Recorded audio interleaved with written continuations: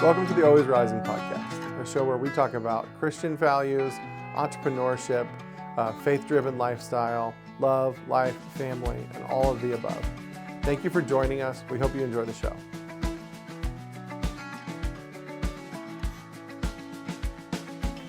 All right, welcome to the Always Rising podcast. Today I am extremely excited to have our guest, Matt Hayes, a friend of mine and a pastor, entrepreneurial, spirited individual, another guest of ours who has 5 children, which we'll dive into as we move along in the show. But really excited for today to have you on, Matt. Thanks, man. I'm excited to be here. I'm excited to hang out with you and to talk about the fact that I knew what we were doing when we had 5 children. Yeah, okay. That's okay. I believe you. We understood.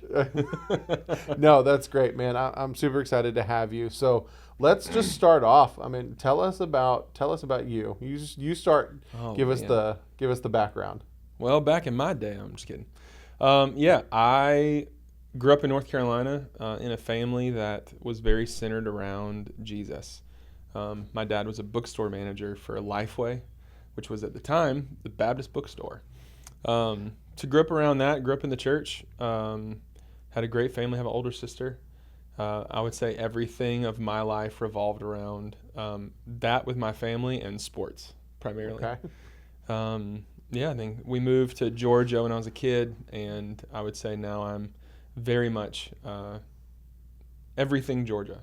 So from UGA to all Atlanta sports to I kind of can't imagine not living here. Yeah. Because it's home. So that's where it all began.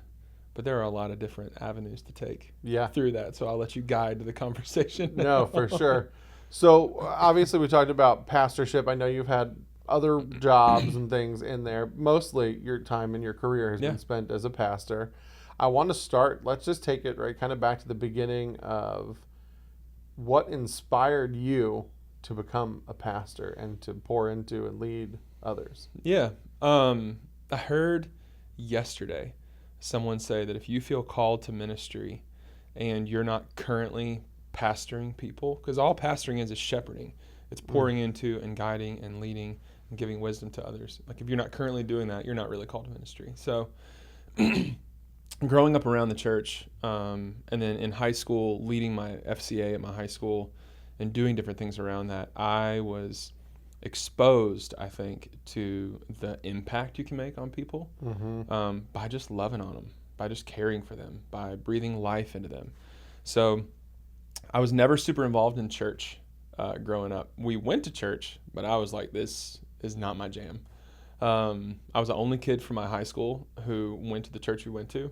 And every time that I was playing any kind of sport against someone, it was against all the kids that I have to go and hang out with on Sunday morning. I'm like, either they just crushed us or I just beat them, and I don't want to be around them. So never involved. And then my senior year of high school, summer going into it, had my oldest friend, Casey Queen, invited me to come to church with him. And they went to another church we had some friends that went to. So I ended up going to Hebron Baptist Church with Casey, and his older brother, Kevin, was the high school pastor there. And I'd known Kevin since I was a kid. So I'm there for a few Sundays, and then there's this summer camp, so you should come to the summer camp. I'm like, I don't know anyone here. Like, I'm very extroverted. I can make friends with this microphone in 3 minutes if you gave me time. And I remember as a 17-year-old walking in on those Sundays being like, this is the most uncomfortable I've ever felt. So then go on this summer camp. There's 20 high school rising senior guys that are all together. And the third day of that camp, the way I explained it early on that I would say is the most accurate now is I just met God. I knew of God, knew about God. I was baptized when I was 7. Like, it was very much within the construct of my knowledge, but I never had intimately encountered him. And the third night of that camp, it was like life-changing. July 11th, 2003. And in doing that, I came home from that camp and felt like things are going to be different. I mean, I was a different person. So I told my parents that night, I think God, when I got home, I think God's calling me to ministry. And they were like, oh yeah, we've known that since you were 12. Like, what? Thanks for telling me. Yeah, man. I'm like, jeez. Do you understand how much could have been different? But my parents are incredible. They've been married 53 years, and they were very much like, you're going to figure out your own. 53 years, man. I know. They are they're for sure goals in a lot of ways. God We've learned bless. a lot of wisdom from them. But they let me figure out my own path, and got home and broke up with the girl that I've been dating like on and off for a long time, and quit playing baseball, and did all these decisions of like, I'm just going after Jesus. So that set up the trajectory towards, I know I'm going to go to ministry, but I don't know if I'm going to teach and coach because sports, or if it'll be local church ministry. So I went to UGA, and my senior year that fall at UGA, Kevin Queen, the high school pastor at the time, was now a campus pastor at another church. And he was like, why don't you come be my intern when you graduate? And I was like, let me pray about that. Yes. I mean, easiest decision ever. And so that really began it. I didn't go into it thinking like, I'm going to go do this. I didn't have this great like ambition towards it. I just knew I wanted to love on people, and I wanted to tell them about Jesus. And so when I had an opportunity to go do that underneath my big brother, mentor, hero in a lot of ways, spiritual father in a lot, like big brother in a lot of ways, I jumped at it. So that was 16 years ago. And then I spent 15 years as a pastor in local church ministry. Wow. Yeah, man. That's awesome, dude. You have spent a lot of time growing, right, as a pastor, and a lot of time growing in your relationship with the Lord.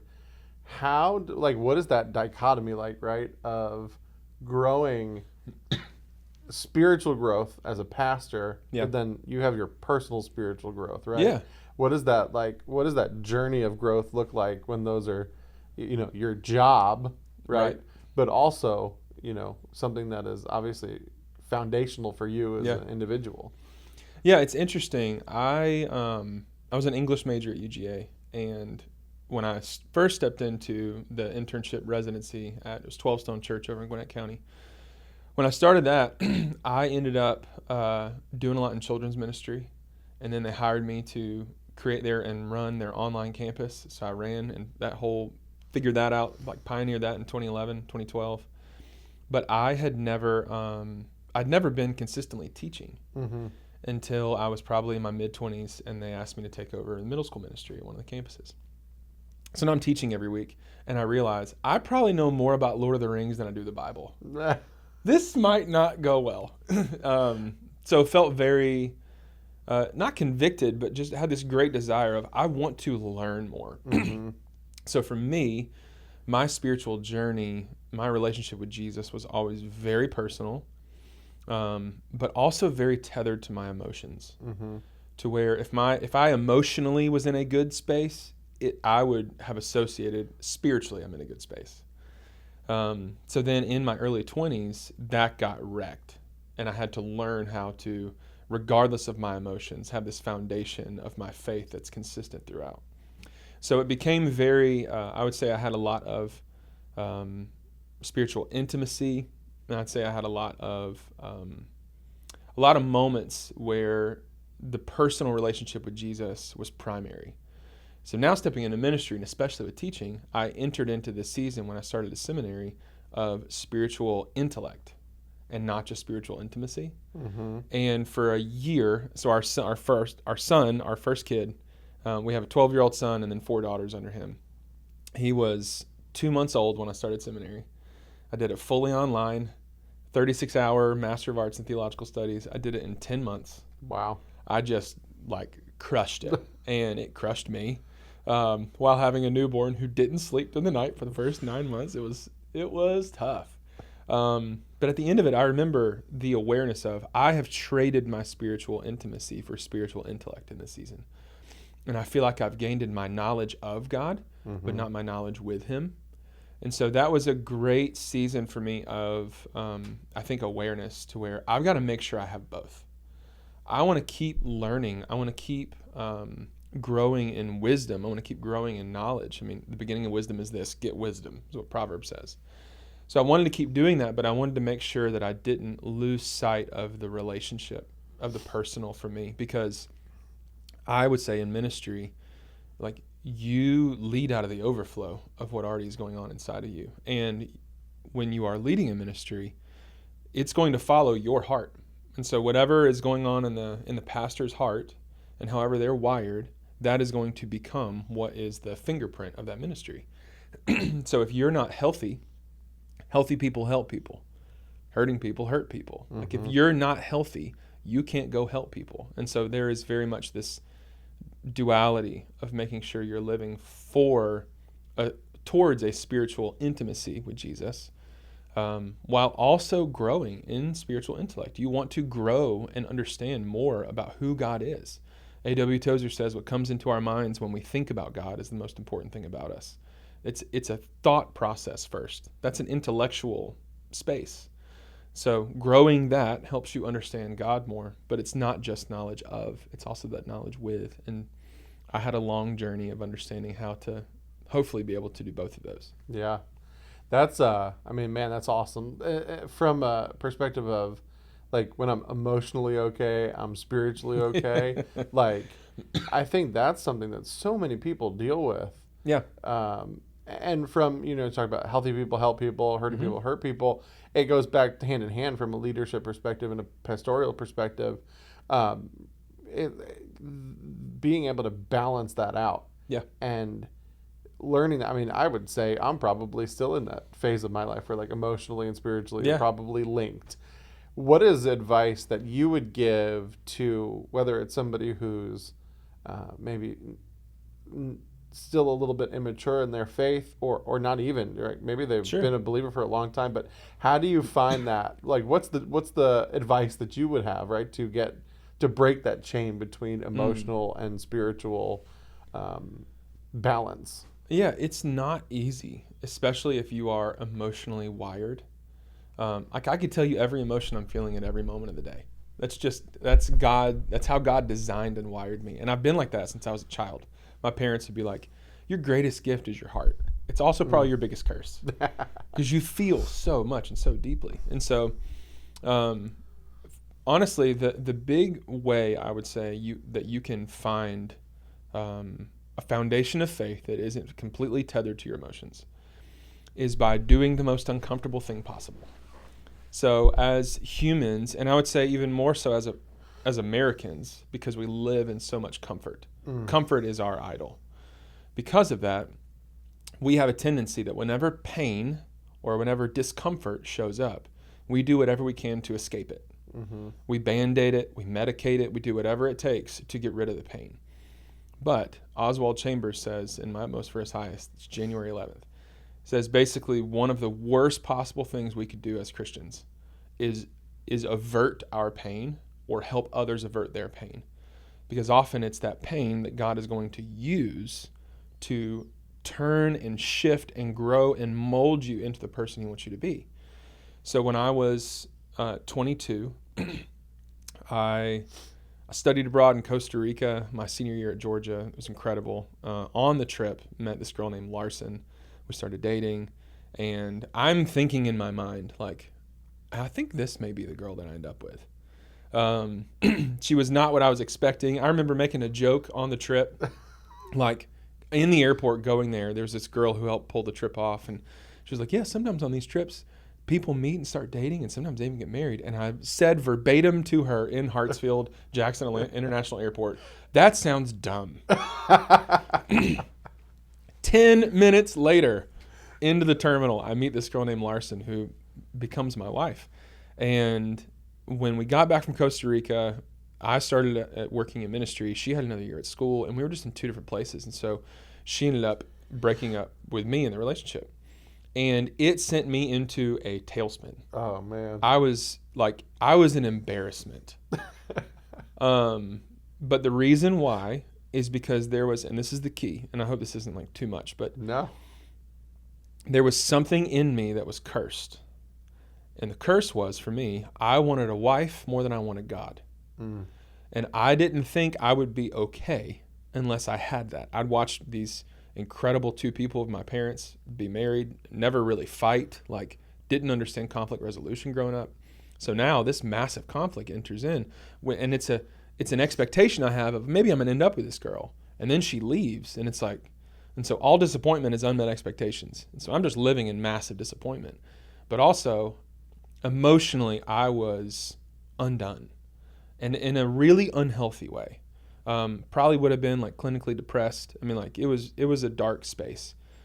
And about 2 months into that season, I'm still working at the church. I'm trying my best, but I just have a mask on. Like nothing is real. Yeah. I can't feel God. I can't hear God. I'm because emotionally I'm so undone. My faith is unraveling. And I remember one night, I couldn't sleep. I was living at my parents' house, and I woke my dad up, and it was 2 a.m. And my dad, like, he's got to get up and go to work in 3 hours, but I'm in a very bad place. So I woke him up, and he sat with me, and the advice he gave me began this journey of understanding how to untether them. It's a long story to get to the simple answer. But he said, Matt, I don't understand what you're navigating or how you're going through this. The only girl I've ever dated is your mom. The only girl I've ever kissed is your mom. Like, I don't know how to do what you're doing. But I've watched you since you were a child, and you have very much, your relationship with Jesus has always been very emotional. And for me, that's not how it works.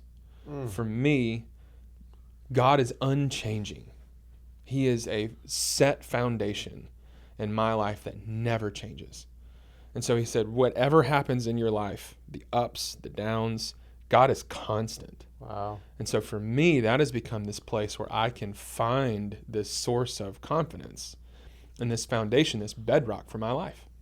And I mean, it wasn't like, oh my gosh, that's it. But that statement, my dad said, triggered the beginning of my ability to understand what God may be doing in the season. So, whenever God is going to, comes into our minds when we think about God's most important thing about us, right? That's the Tozer quote. If you believe that I believe that God loves you so much, he wants to save you exactly as he finds you. But I believe he also loves you too much to leave you as he found you. He doesn't want you to stay 13 years old spiritually when you're 30 years old. Mm-hmm. There's a growth process that happens. But in life, you cannot separate growth and pain. So if you want to grow, you have to experience pain. And it's something that nobody wants because we run from pain. We run from discomfort. But they are inextricably linked. You can't separate the two. I grew 7 inches in 7th grade. It was the most painful year of my life.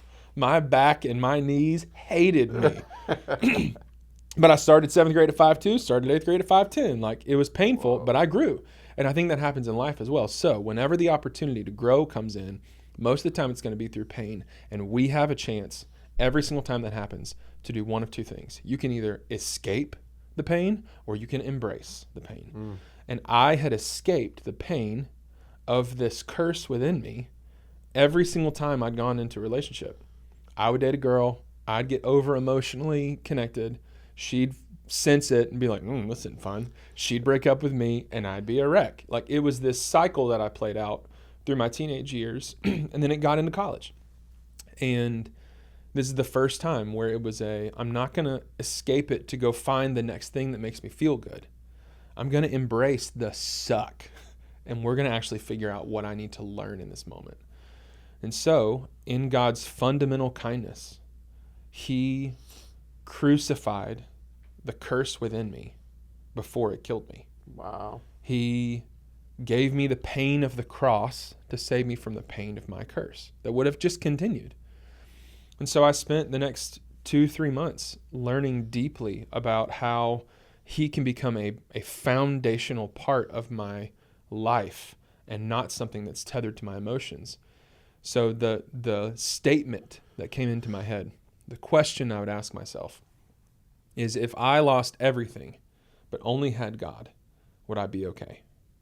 And it's the most terrible, horrifying question you can ask.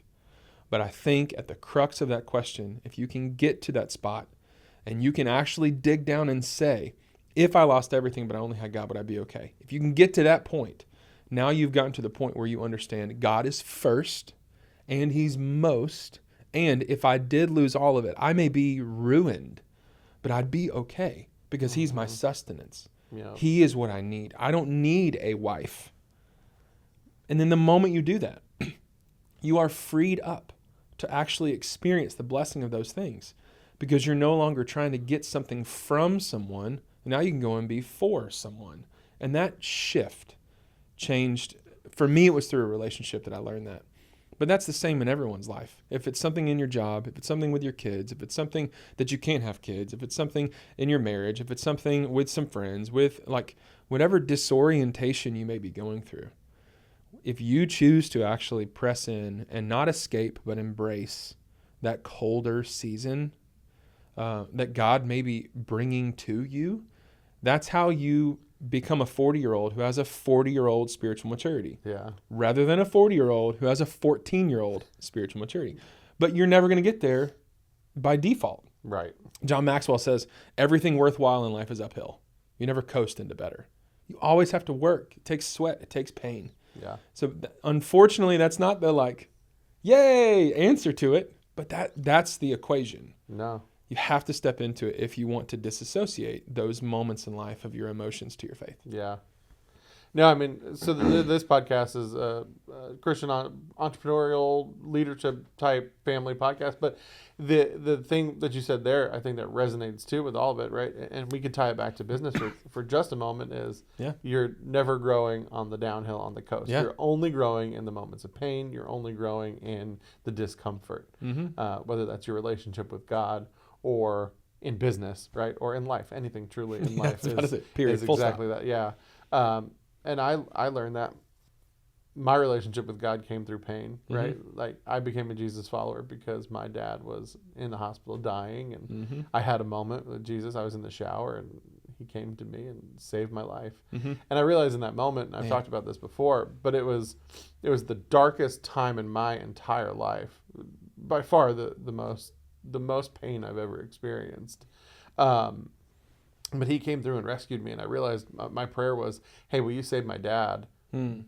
But he didn't answer my prayer in the way that I thought he would, right? He answered my prayer of, I'm going to establish my relationship with you so you know who I am, even though I've been pursuing you for your whole life, right? And I'm going to be there for you so that when he's gone, you're still going to be okay in me. Yeah. And I mean, I lost my mom 3.5, 4 months ago too. So like, man, I'm sorry. I appreciate that. But the experience that I had as a person losing my dad versus losing my mom, and not because the relationship was any different, not because the love was any different. My mom was one of my best friends. My dad was one of my best friends. I mean, me and my mom would talk 3 times, 4 times a day on the phone. Yeah. But the way that I was able to deal with that loss of her, knowing where she was going, where it was going to be, and my relationship with God at the time, like, or where I am with God today, learning that in the pain of losing my dad first, the ability to manage that was completely different. The relationship wasn't different, but you were different. Exactly. You had grown, which gave you the capacity to figure out how to navigate something really difficult because you'd gone through it before, you'd embraced it. And it's the stretching of capacity, right? Like my friend Steven, whenever I have all 5 kids by myself because my wife goes away for a weekend or something, he's like, bro, are you going to be okay? Like he's genuinely concerned for me because he only has 2. And I'm like, no, dude, I'm good. I've stretched each time we had another kid to where I have the capacity to do this. You never want to say you have the capacity to navigate the death of a parent and to do that well. Yeah. But because you went through it one time and then you grew out of that, you were able to navigate it. You stretched. Yeah, absolutely. It's an amazing concept, and stretching capacity. I mean, you're totally right. No matter what you do in life, whether it's 5 children, I don't know that I could stretch my capacity to that. You're a better man than me. Or, whatever that may be, right? Whatever your role is, your new job, a change in your career, a change in your expectation, right? A promotion, no matter what. Like, you start to figure it out, and then eventually it feels a lot easier 6 months down the road. Yeah. We talk about, faith in our life, faith in our family. What does your faith, as far as, the way that you teach, the way that you love God, how do you convey that to your family? how do you convey that to the people you pastor over or lead over? And does that look different? That's a good question. I hope not. I genuinely hope not. Now, I would say that there are pieces of me, the unrefined parts of me, the not so pretty parts of me, my family,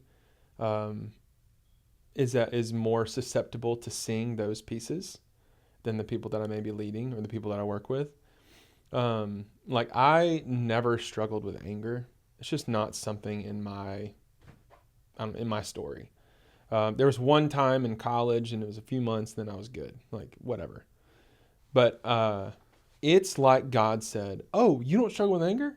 Cool. Let me give you 5 little examples to show you that you kind of do. And so I've never had to navigate those emotional pieces that I wouldn't say anyone would ever call me angry. But there are moments in home when I lose my temper or when I get super frustrated and come up with new cuss words because of the Legos that I just stepped on, right? Like those little things. And at the end of the day, when I'm working, when I'm as a pastor and the business that I've been doing recently, like whatever it is that I'm doing, all of that it's almost a different muscle. So I'm still me. I'm not going to be disingenuous with who I am. But I'm having to navigate life differently than when I'm at home. So I would say the pieces that my family sees, it's still the exact same with our faith. It's the center of our home.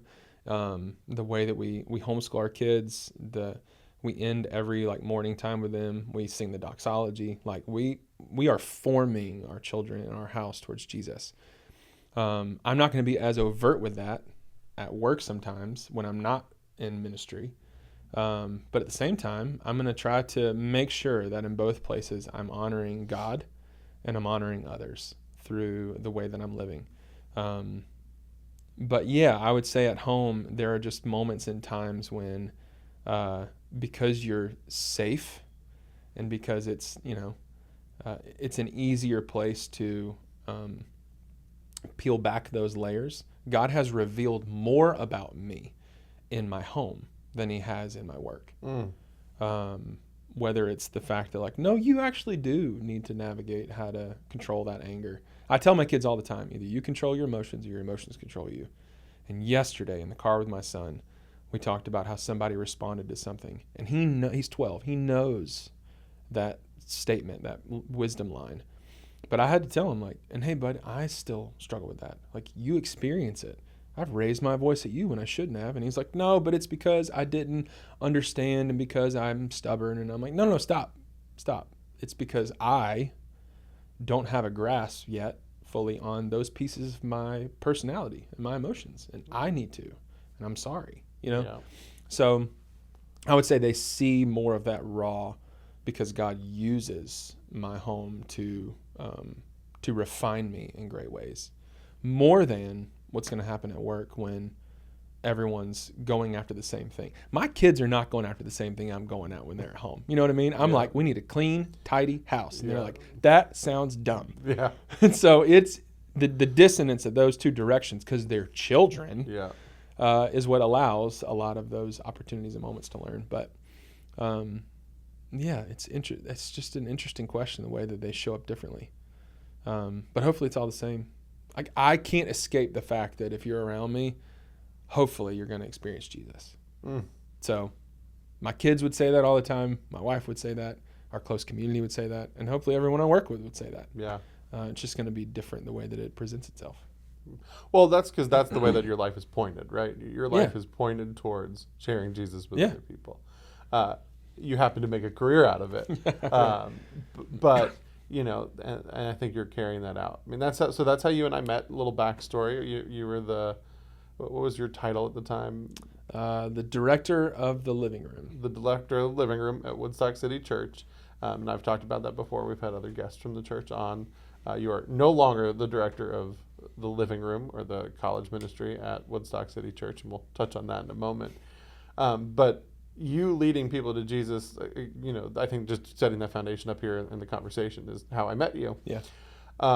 You absolutely do a fantastic job of that, and it does come across in every experience that I've ever had with you, in the times we've sat down and talked, and the times where I've watched you, Thanks, right, up on, we'll call it the stage, but it's just a technical term for what it is, Sure. leading young men and women towards Jesus. You talk about that interestingly. You talk about it's different at home because my children's goal isn't the same. When you go to work as a youth pastor, in theory, that goal is the same, right? Yeah. They're showing up there because they want to learn and meet Jesus.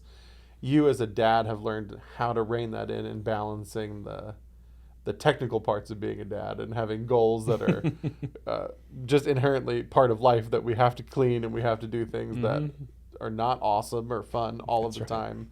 But aiming that with, hey, how do we teach those lessons? I've had similar conversations with my son too. Like, hey, dude, I'm sorry that I yelled, or I'm sorry that whatever. Yeah. I'm still learning how to be a dad and how to be a man and how to be a Jesus follower every single day. And it's big, though, that you can apologize to your kids. Oh, yeah. You know what I mean? Yeah. I feel like our generation growing up, it wasn't very much of that probably wasn't modeled a ton. No. Just because that wasn't modeled for our parents above them. Just that dynamic. And the ability to look at them and say, hey, I messed up. Yeah. I'm sorry. Or I was impatient. And I know I get on to you about trying to be patient all the time. Or I raise my voice. And I tell you all the time, don't raise your voice at your sisters. You know what I mean? Like, so that showing them the ownership of those things and that you are still growing, I think is just a massive thing that we can offer to them. It's not easy. It is not easy whatsoever. Especially because you're like, because I know inherently in me why you need to do what you need to do, right? And it's to communicating that across is never easy. Whether that's dealing with your kids or dealing with a team. So I want to talk to you about that, right? You recently, in the last year or so, have gone from a pastoral role into a different job. Yeah. And you left, and your career had always been pastoral work. 15 years. Prior to that. Yeah. Tell us about that experience. Yeah, it was disorienting. It was, man. It was weird. And leaving the role that I was in, leaving the church that we were at, I had an opportunity to go and do ministry at a few different places, but it would have required us to move. Mm-hmm. And we just never found a peace about moving. The community we have for our kids, the community they have, we just didn't want to leave that. And we never could. We tried. We just could never find peace about it. So in terms of the opportunity to stay here, there were some network connections that I had with it was a strategic content agency called PulseSpark. And they're an incredible agency, incredible organization. The leadership is so solid. I learned more, I would say, and admired more the leaders that were above me than I had in a long time because of the ethical way that they did things, the honoring way that they did things about their staff and their clients. So I had an opportunity to join them, and it was very uncomfortable. It was very tough. I probably wasn't even great at it. But because one of the things that I had a hard time with in leaving was my resume in terms of what I've done and where I've done it in ministry could be viewed as pretty impressive. And someone who used to be at the church where I was saw that, and they're now working at PulseSpark. And they were like, hey, your resume is great for a church. Like, this doesn't tell me anything of what you can do or how it translates or any transferable skills. So I had to learn. I think that was the big thing I had to figure out is like, what are the transferable skills that I have? So being a pastor, I didn't think I knew anything else other than that. And it was hard. A good friend of mine, J.J. Russell, he used to work with me at Woodstock City. Now he lives in Kentucky. But for a long time, we would have conversations. He's like, no, dude, it's this and this and this, and you can do this and this and this. And I had to trust his vision for what he could see for my future. And out of that, I learned people are my superpower. And so the ability to go and love on, take care of, and help people find more and better, which is what Jesus wants for them, I can do that in any capacity. So I went from having this pigeonholed idea of what I'm capable of doing to finding myself with a myriad of options. And so I was able to join this this agency to be an account director and to step in and lead the relational strategy with all these different accounts of people on the outside. And I got to take I would say the character and the values and the moral foundation of how I lead, and just the like winsome and the kindness that I believe in. I got to take that into a new field. And yeah, it was messy in a lot of ways. And it was tricky and it was disorienting because I'm not on a platform communicating every week anymore. But at the core of it, I'm still just loving on people. Yep. I'm just trying to help people find their more and better, which Jesus in John 10:10, Eugene Peterson says that in his translation, the Message, Jesus says, I've come they can find real and eternal life, a more and better life than they could ever dream of. I'm like, that's what I want to help people find. And I can help people find that in any capacity of where they are. And I think that the medium through that can change, but the heartbeat within it is the exact same. Yes. So yeah, it was, it's been an interesting journey for sure. But it's been also a lot of fun. Like one of the things that JJ said to me was, you can go and try something new and learn a ton. And if at the end of this, you suck at it and it doesn't work out, you will have at least still tried something brand new, gone way outside your comfort zone, and built a new network of relationships with people you never knew before. Yeah. And the thought of that, I was like, you know what? I tell people all the time, I got to start practice what I'm preaching, because I tell people all the time, your greatest life is on the other side of your comfort zone. So wherever you feel most comfortable, that little bubble you're in, go and try something on the other side of it. And even if it doesn't work out well, you didn't fail and revert back to something worse. You fail forward. That's Maxwell's language. Like, fail forward, learn from it. And if every opportunity that you take is an opportunity to learn, then man, you're going to keep growing. And so we made the decision to keep growing and try something new. And I think that is consistent even with the story of humanity and the story through Scripture. Like, I would say it's consistent with the stories and like the story archetypes just in life that we see and we know, right? Frodo had to leave the Shire. Back to the Lord of the Rings. Sorry, I can't escape it. Okay. Abraham in Genesis 12 had to leave his father's land and his father's house. There's all these moments where you just see the consistency of like, you have to step outside of that and try something new. Even if it's back to what we talked about before, even if it's painful. Yeah. Go and grow and stretch and figure it out. And it's been a very growing and stretching year for sure. Yeah. Has it been fun though? It has been. And I mean, the experiences that I got to have working there were just insane. Like, I never would have thought, I never could have comprehended that I would get to go and do the things I got to do in helping these clients. The events we were able to pull off, the lunches with the people that I got to meet, like, it never was a concept in my brain that this is part of my future. And so getting to experience all that new after being very content with where I was and what I was doing for such a long season, it gave some like fresh wind into me and into my story and into my life. And it also allowed me to really like anchor down and figure out, what are the things that I really did love about ministry? What are the things I really miss about ministry? Finding those clarifying answers, because I still don't think that I am, like, I don't know that I'm going to not work in the church ever again. The realization I had was, I don't need a W-2 from a church to be a pastor.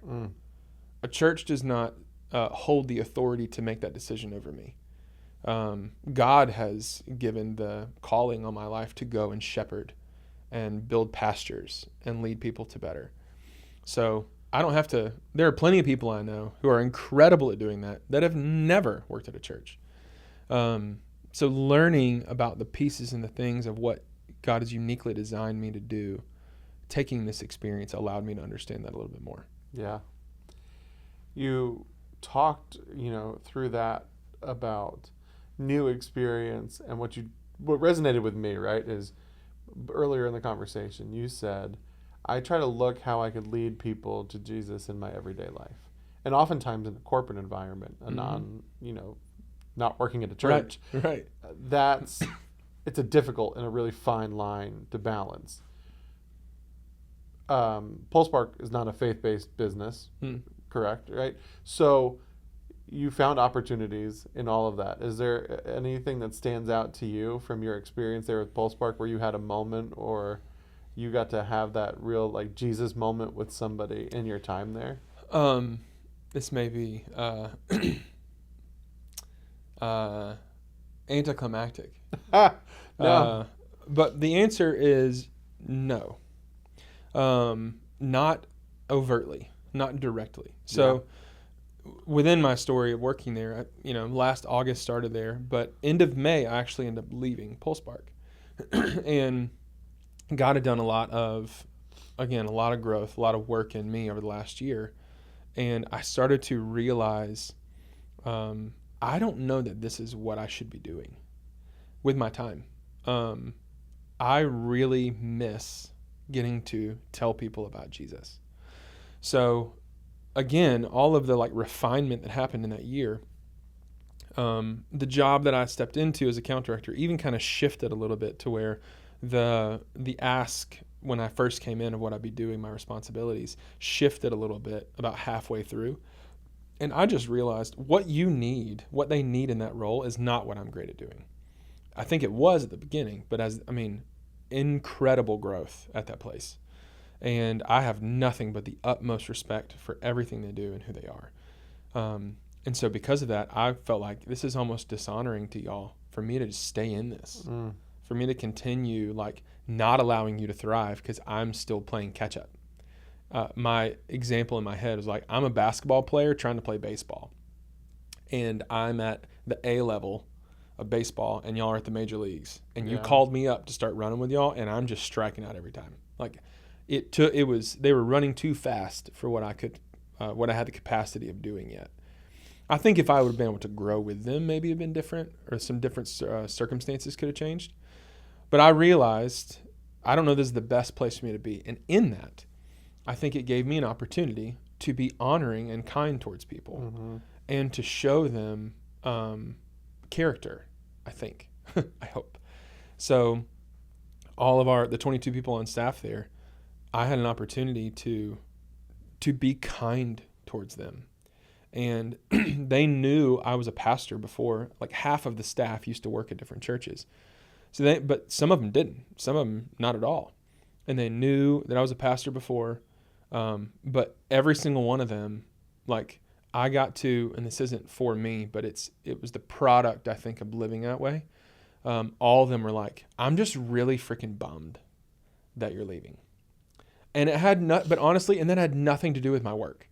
Because my work was subpar. At the end of it, when we were shifting and growing and trying to get there, I was holding us back. And so everyone being really bummed that I was leaving had nothing to do with my productivity. It had everything to do with my personality. And I think that's how your character can stay true. That's how you can honor and be kind towards people regardless of how you're doing. And it actually make a positive impact. Yeah. And then in the leaving, they called recently and were hey, we got this big event coming up next week. It's now going to be next week. Would you be willing to come and help us with it? It pays to leave well when you do that, because they're going to think, oh, Matt would be great at this. Yeah. He didn't do great when he was in his basement in Monday.com for 95% of his job. But you put him on site and let him be with people, he's going to be great. And so I think that again, being true to your character and being true to my faith and who God has made me and being allowed me to just love on them, even in the leaving. Yeah. And when you can have an exit like that, that's honoring and generous and gracious and kind, it's such a gift, both for me and for the leadership, but in the auxiliary space for everyone else there, because now they get to watch the leadership be honoring of someone in that space. And so it builds loyalty, it builds trust. And I just think that that's a commodity that is not going to be there if you lead out of your ambition all the time and you just go and you treat people as pawns in your story that you're trying to move. Whether you're in ministry, marketplace, whichever one, just go and be kind. Yeah. And I think that really will hold true. I would roll back for a minute. It was not an anticlimactic answer because the answer is Jesus at the core of your life, right? Like, Yeah. It was exactly what you said. People were sad when you left. Yeah. And that was because you showed love, kindness, compassion, Yeah. grace through everything that you did. And they're fine. Like, they're not missing a beat that I'm not there. But I want to look back at the end of my life, and I don't want to see a trail of bodies. Yeah. I don't want to see a wake of people that have been burned, abused, used, or treated poorly. I want to look back at the end of my life and not see a trail of bodies, but see a swarm of bodies around me who I can honestly say and experience the fact of, I was able to love y'all well. And I think that translates into anything you're doing. Yes. But it's just a posture. It's an intentional posture of seeing every day as an opportunity to go and love on people. Because people are everything. Yes. Now, America and our capitalistic society is not going to say that, but that's what Jesus says. Yeah. And so that's where I'm building the foundation of that from. Well, you talk about America and our capitalistic society, and I'm in line with you on... Yeah, I mean, the flag's right there. You know what I mean? I'm in line with you on those beliefs are absolutely true, and we live as a society and so often forget about, we're looking so centrally, not looking around us in our periphery. What I would, ask from you, right, is how do people internalize that message of, hey, we could win together versus me as a person has to win. For me to win, you have to lose in some form or fashion. How do you balance that? What's your advice for people to balance that in life? Whether it's a faith message, because a lot of people in faith also believe that, right? They look down on other people and say, oh, well, you get so legalistic in that. Right? What's your advice for people to find that balance of, hey, we could all win together. We could do this together. We're all one. Yeah, I mean, if you alliterate the words of it, I would say capitalism works because of competition. It's the thought of we all have an opportunity to go and grow. And that freedom and that gift is incredible. But if at the core of what you're going after is your own personal Scrooge McDuck, you know what I mean? Yeah. That pride and that ambition, I think, can get you into a lot of trouble. And so instead of choosing competition, you have to choose collaboration. And the only reference in Scripture of the word ambition that we ever see in a positive light is when Paul, in one of his letters, says, make it your ambition to lead a quiet life. That's it. Full stop. Boom. Every other sense of ambition is directly connected to pride. And if you live your life and realize that you are trying to always push yourself forward above everything else, that is prideful. And that becomes an idol. Whereas I think if you want to follow Jesus, there is this call of something better and greater, where at the end of the day, money is not the source of my joy. It's Jesus. And because it's Jesus, that means I can go and love on and be kind to and help other people. And if I push someone else forward, it doesn't mean that I'm going to be left behind. And you know what? At the end of the day, and this is probably where a lot of people be like, I don't know. But for me, I'm like, and if I get left behind, cool. God's in control. Amen. He's going to provide. He clothes the lilies in the fields. He feeds the birds in the air. Like, he's going to take care of me. And if I'm just honoring of people and I'm just kind towards people and I choose to try to find collaboration instead of competition, God will take care of it. Yeah. And I think that as a core tenet belief of who he is, what comes into our mind, we think about God, it's the most important thing about us. If that's who he is, then I don't have to worry in my own ambition about leaving a trail of bodies behind me. Yeah. I don't have to go and get ahead, because at the end of the day, the first shall be last, the last shall be first. You don't need to race. What I tell students all the time, don't race to the front of the line. Race to the back. Yeah. And in your way of doing that, push everyone else in front of you. Breathe life into all of them, because you can be successful and I can be successful at the same time. Yeah. They're not mutually exclusive. Yeah. Then you get into the whole debate about what is actually success as a follower of Jesus, but that's another piece of the conversation. Well, it makes you think about Elijah, right? You know, Yeah. Elijah and the woman and her son, and Yes. the jar of flour and the Yes. bottle of oil. Just, she had that faith to say, okay, I'll make you some bread. Yeah. And we might die, but Yeah, God provides that's right. every time. And those stories of faith are littered through Scripture. Yeah. And it's the constant, you bring up Elijah, but like go to Hebrews in the hall of like faith, these like hero stories of people that's listed throughout all of Scripture. It's people choosing to live that in certain ways. And when they don't live that, it's very clearly stated. Like, I love the fact that the Bible doesn't edit things. Yeah. It's not whitewashed to make it look incredible. Like, everything's perfect. Like King David was the most powerful person on the planet, arguably, when he's the king of Israel. And yet he had an opportunity to edit out things in 1 Kings, 2 Kings, 1 Chronicles, 2 Chronicles. Like, he could have edited those documents of what the story would tell. And he chose not to. He chose to leave all his mess in there. And it's and I think that's so inspiring whenever you can look at all these stories of Scripture of people just choosing faith and still messing up, and yet God still being there and having an opportunity to return.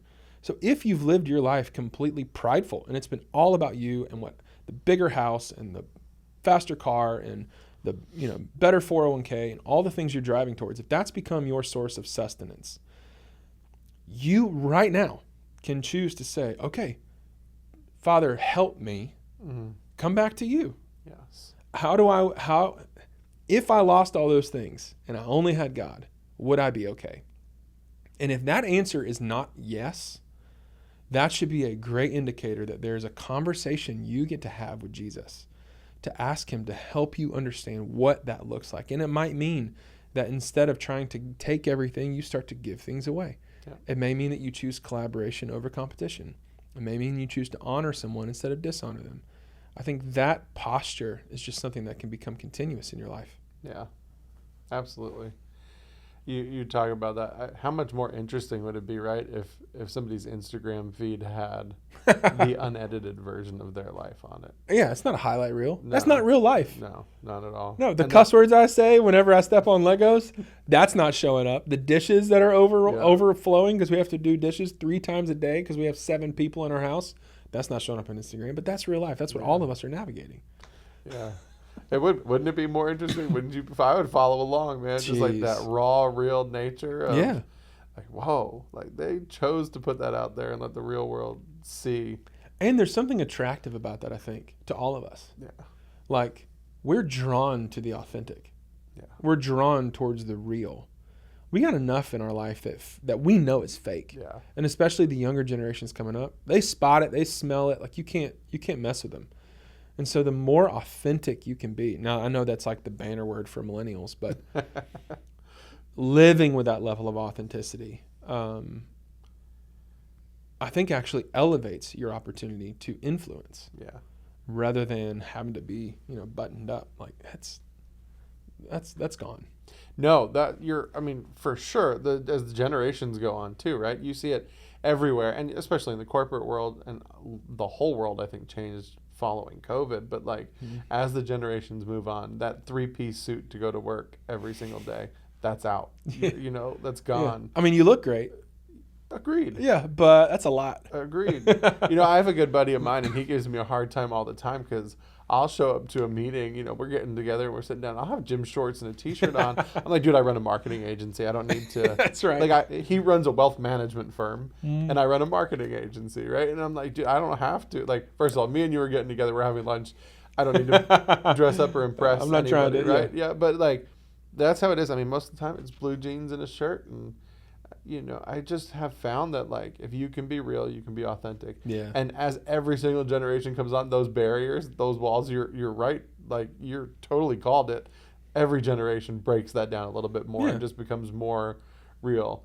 And for us, even like my dad would, see somebody with strange colored hair or whatever, right? Like, and be like, whoa, like, but the more and more we go on, the tattoos are acceptable. The piercings are acceptable. Yeah. You go into a corporate office and there's a girl who has a nose ring, like whatever it may be. It just, how dare she? right, exactly. It's just like, but it just becomes more and more acceptable to just being true to ourselves. And as long as we have the truth to ourselves, but that honor to God in everything that we do, you're living life okay. And I think that's the key, is what you just said, where your own self-expression can't become primary in your life. Yes. Anything that you place above God is an idol. Yep. And so even the idea of how you're identifying with your expression of who you want to be and how you want to be it, all of those things, like, cool, have fun, let it flow. But doing it in a way that is honoring to God and who he is and what he says, and then allowing that to be the foundation, I think that's the key. It doesn't have to be so stuffy. Yeah. There is a lot of freedom in choosing to follow Jesus, but also you're choosing to follow Jesus, which means you're going to submit to what he says, and not allow it to be I'm just, I'm doing me. Like, no, you're acting like you're your own God. Chill out, come back. For the people that have chosen to follow Jesus, it's understanding that. I think that paradigm is big, especially in the way our culture is continuing to grow. Yeah, absolutely. All right, I have a fun question for you. Great. If you could go back and spend 1 hour with Jesus, what would that look like to you? Oh, man. Well, I like to think of my Jesus like a sweet little 8-pound, 4-ounce baby. I'm just kidding. Talladega Nights is so good. Oh, man. If I could spend an hour with Jesus, my mind first goes to, I think I'd have a really hard time not being on my face the entire time. Like I've asked our small group this question before. If Jesus walked in the room right now, and it's not the question of like, would you even recognize it? Like, no. If you knew it was Jesus and he walked in right now, what would your response be? It's the same thing you're asking right now. Yep. And I don't know that I would want to do anything other than fall on my face and worship him. But I think he would walk over to me and pick me up and say, let's go have an adventure. I think so many times we view the reverence of Jesus to be something where he's so up there and we're so down here. But the humanity of Jesus and how he lived, it's very much him walking up to people and saying like, hey, how you doing? You want to go grab coffee? Like, I think that's probably what we'd end up doing. We'd go on a walk. We'd go grab a bite to eat. He'd probably want to sit down and ask me about how my day was. The personal nature of the relationship that he offers is, I think, what would happen. Even if my initial inclination would be, he's here, and I'd want to fall on my face. Yeah. I love the way The Chosen has displayed Jesus with people. Yes. The TV show. Yeah. That's made him. It's shown, I think, the reality that we read in Scripture. Like, nothing in there is out of bounds of Scripture. That's exactly what it is. But to see it visually, I think, puts it in a new perspective of this is how he is. He didn't walk around asking for people to come and listen, and like he just went on his day. Yeah. And if you were in his path, he was going to make sure that he said hello, and he was going to teach truth. And if you were doing things saying that you were trying to build God's kingdom, but you were doing things opposite of that, he was going to get fired up and he was going to tell you, no, that's not right. He's a person. He's a human. He laughed. He cried. He camped out with his friends. You know what I mean? Like, I think that's what would happen, is we'd hang out. But I think I would have to get over the initial reverential, factor, awestruck first. Yeah, man. First of all, The Chosen, fantastic show. Like, it is, dude. I will say for me, watching The Chosen, I've always, like, you think about Jesus, you think about him as a person, you think about his all God in human form, right? Like, but watching The Chosen and watching Jesus smile and laugh, and like I was like, for the first time I was like, whoa, like the way that they portray him and just as a just here and just so kind and loving and fun. Yeah. Like they portray Jesus as so fun. When he dances at the wedding. Yes. That was exactly the scene where I'm just thinking, for the first time my eyes were open, like, being with Jesus, is, to your point, reverential, but like it would be so fun to be with him. Yeah, man. I think that's how it would go. Yeah. Yeah, I think too, right? We won't know. We'll know one day. That's right. For now, we'll just leave it up to our imagination. That's right. And The Chosen. We live in the Shadowlands, as C.S. Lewis says, and so we're all trying to figure it out one day. Well, dude, I had a blast sitting here and talking with you today. Thanks, dude. I could do this for hours. Oh, so I appreciate you, man. No, we'll have you back again down the road. maybe we'll do something different. But this has been so much fun. I've had such a great conversation. Thank you for sharing with me and with everybody. Yeah, man. It's been a pleasure to talk. Thanks for navigating and dealing with all my little half coughs of my scratchy throat today as well. Okay. Thank we you. forgive you. We may or may not. Grace be upon you. Yeah, absolutely. Well, would you mind praying us out, brother? Sure, I'd love to. Father, thank you. Thank you for this, for the opportunity to have a conversation that could potentially help people. Thank you for the stories that we're getting to live.